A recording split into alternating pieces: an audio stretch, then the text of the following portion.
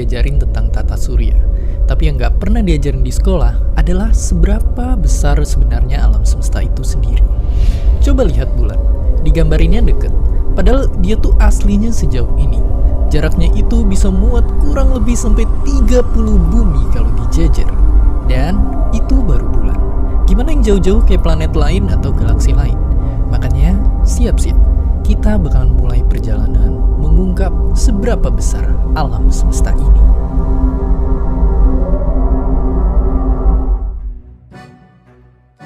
Ayo kita mulai dari diri kita sendiri, manusia. Dibandingkan dengan bumi, manusia itu kecil banget. Andaikan manusia itu sekecil semut, bumi itu panjangnya lebih dari 127.000 lapangan sepak bola kalau dijejer. Ya, bumi itu gede banget. Tapi tentunya belum apa-apa jika dibandingkan dengan jarak ke bulan. Kita akan butuh 3,8 juta lapangan sepak bola. Dan kalau kita naik mobil ke sana dengan kecepatan lewat jalan tol, kita baru bakal nyampe hampir setengah tahun kemudian. Lalu bagaimana dengan Mars? Banyak orang-orang hebat dan kaya merencanakan untuk pergi ke sana. Balik lagi, jika kita semut, jarak ke Mars itu akan sepanjang 2,2 miliar lapangan sepak bola. Dan kalau naik mobil bakal butuh 2,5 abad lebih buat sampai ke sana.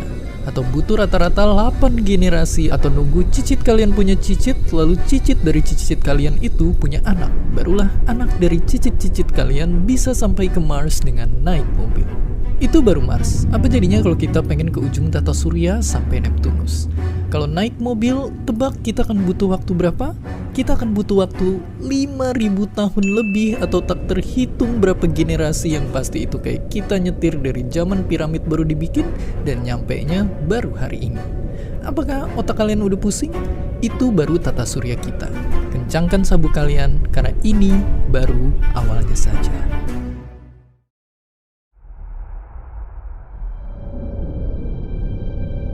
Menembus keluar dari tata surya kita, yang mengejutkan adalah kita akan bertemu dengan pesawat antariksa Voyager, objek manusia paling jauh yang saat ini ada di luar angkasa.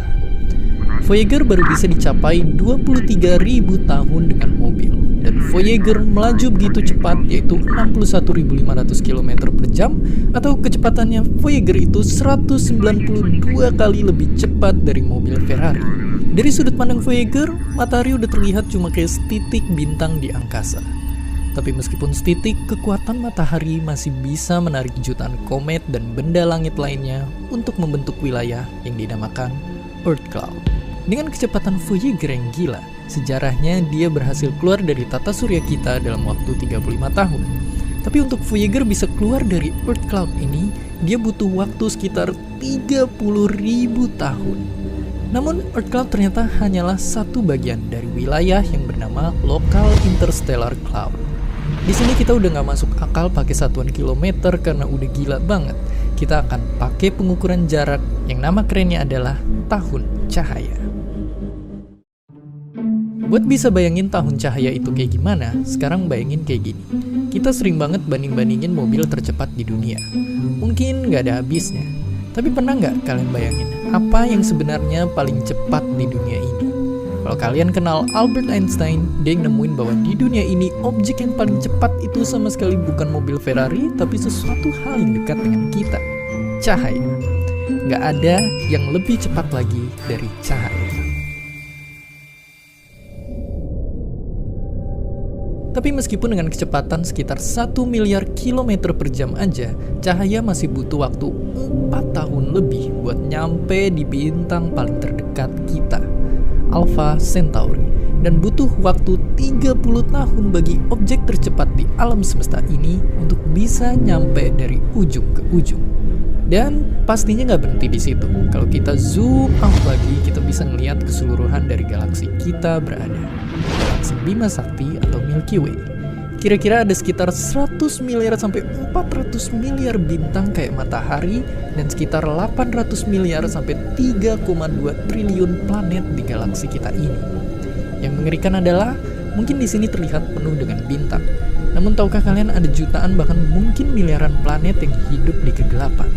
Planet tanpa bintang yang hanya mengambang di luar angkasa. Di dalamnya ada bumi kita, yang diterangi matahari kurang lebih di sebelah sini.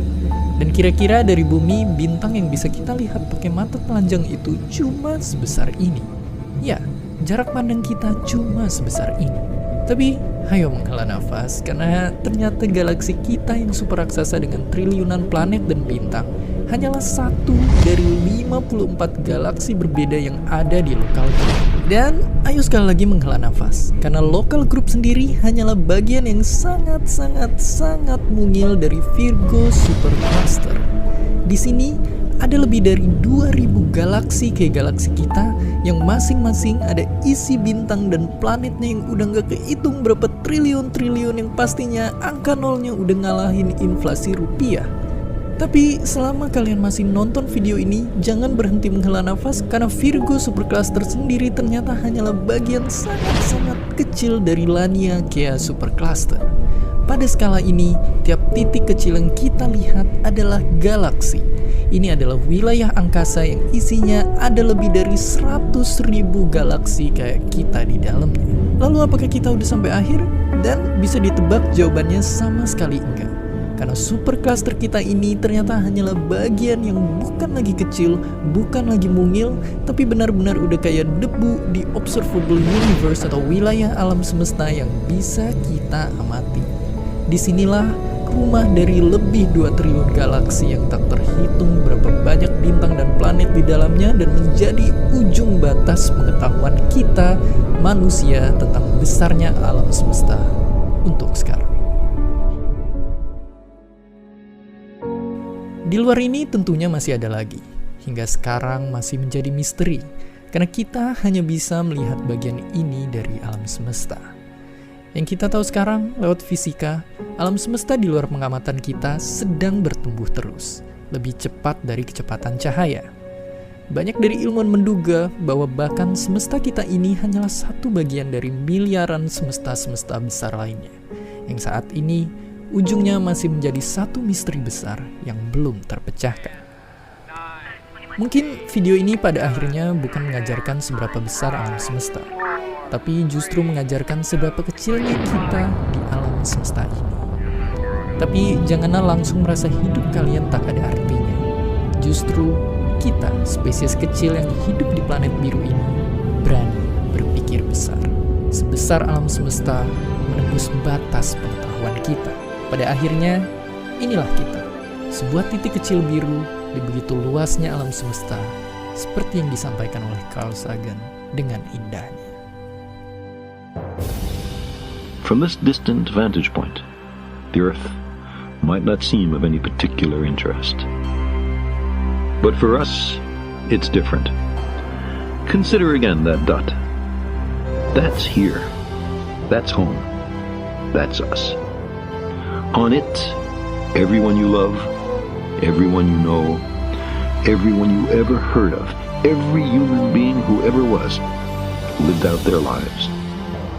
The aggregate of our joy and suffering, thousands of confident religions, ideologies, and economic doctrines, every hunter and forager, every hero and coward, every creator and destroyer of civilization, every king and peasant, every young couple in love, every mother and father, hopeful child, inventor and explorer, every teacher of morals, every corrupt politician, every superstar, every supreme leader, every saint and sinner in the history of our species lived there, on a mote of dust, suspended in a sunbeam.